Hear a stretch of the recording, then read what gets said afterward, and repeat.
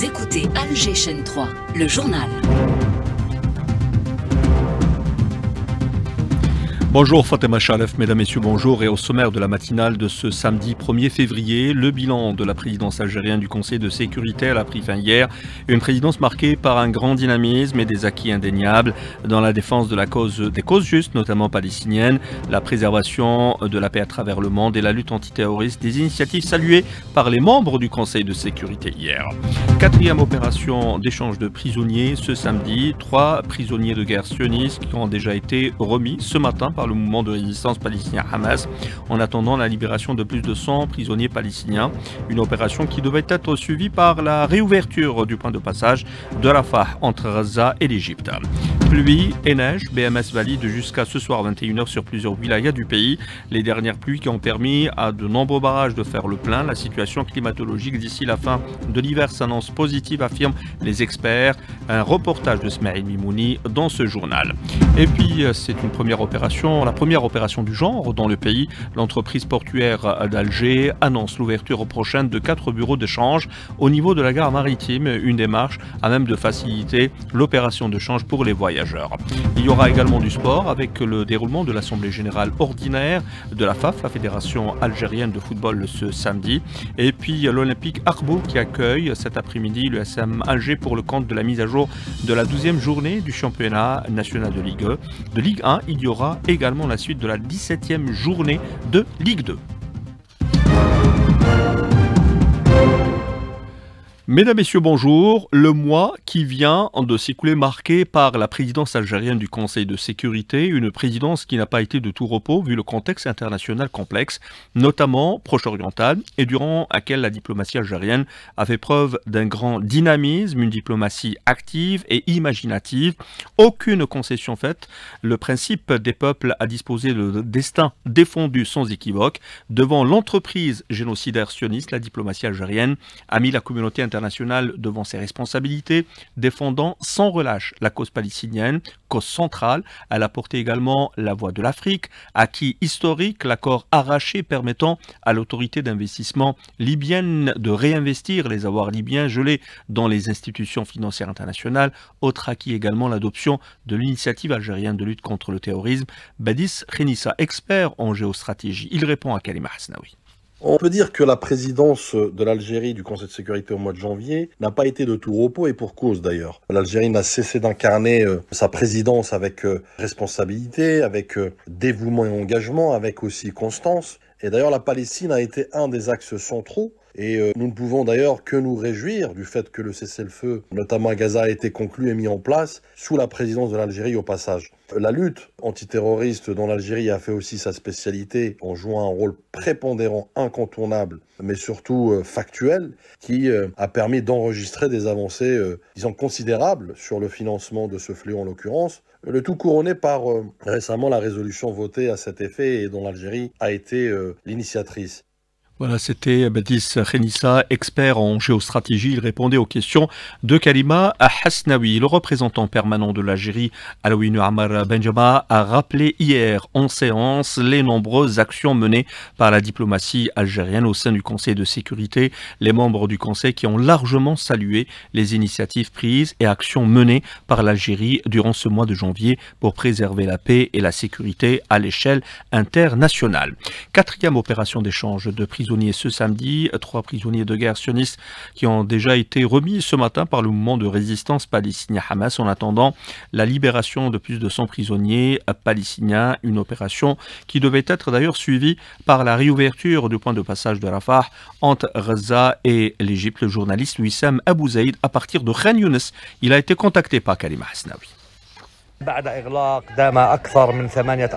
Après une fermeture qui a duré 8 mois consécutifs, vu que l'armée d'occupation a pris le contrôle de la ville de Rafah, le passage de Rafah va rouvrir pour permettre aux voyageurs de passer des deux côtés, mais la priorité sera accordée aux blessés et aux malades dans un premier groupe de 50 blessés qui pourront être soignés hors de la bande de Gaza. Le passage de Rafah sera ouvert en coordination entre les autorités palestiniennes et égyptiennes en présence d'observateurs de l'Union européenne avec une supervision de loin de l'armée d'occupation.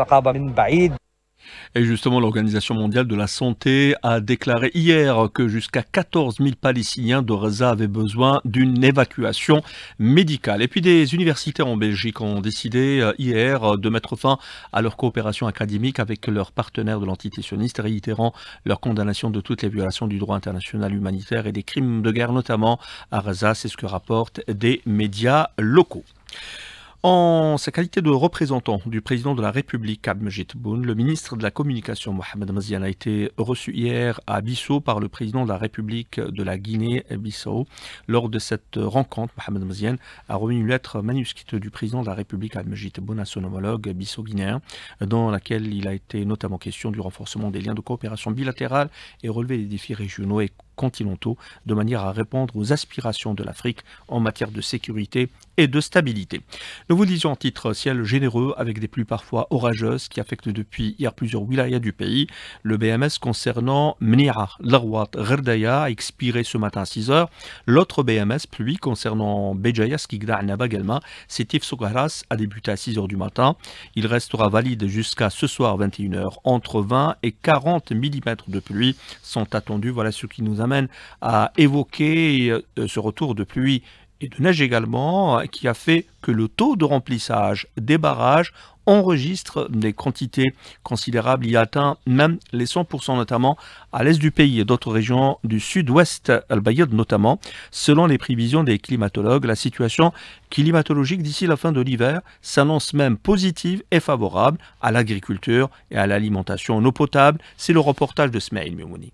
Le retour des pluies depuis le début du mois de janvier a changé la donne de la situation pluviométrique. Plusieurs perturbations météorologiques qui ont généré des quantités appréciables de précipitations et ont augmenté les réserves d'eau des barrages. Mourad Ouglawan, coordinateur principal au sein de l'Agence nationale des barrages et des transferts. Pour la région ouest, oui, on a deux barrages qui sont à pleine capacité. Il s'agit du barrage Brizina dans la wilaya d'Al-Bayad avec un volume de 40 millions de mètres cubes. Il y a un taux de remplissage de 85%. Il y a l'autre barrage, Sadjaf Torba, dans la ville de Bchar, avec un volume de 218 millions de mètres cubes, un taux de remplissage de 88%. Pour la région Est, pratiquement tous les barrages de la wilaya de Djidjel sont à pleine capacité. Le barrage Kissé à 59 millions, donc il est à 100%. Pour les météorologues, la situation climatique actuelle, jugée d'appréciable, notamment avec le retour des précipitations, permettra sans doute d'éloigner le risque de pénurie d'eau en 2025. Salah Abd Sahabi, expert international en climatologie. Cette série de dépressions atmosphériques accompagnées de nuages pluvieux observés naturellement pendant l'hiver va sans doute écarter le risque de pénurie d'eau et assurer avec aisance la disponibilité de cette ressource au cours de cette année. Il est par conséquent important d'instaurer une stratégie pour les transferts d'eau de barrages des régions suffisamment humides et pluvieuses pour que l'excédent des eaux mobilisées soit véhiculé vers les zones ayant connu un déficit pluviométrique en se basant sur les résultats des modèles de prévision climatique saisonnière. Une bonne stratégie de transfert d'eau des barrages vers les zones déficitaires en pluviométrie, la consommation d'eau avec modération, d'autres solutions pour préserver l'eau.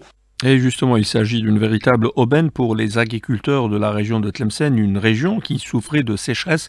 Les premières neiges sont tombées sur les zones montagneuses. La wilaya a également enregistré des quantités records de pluie. Notre correspondante permanente sur place, Amina Bjaoui.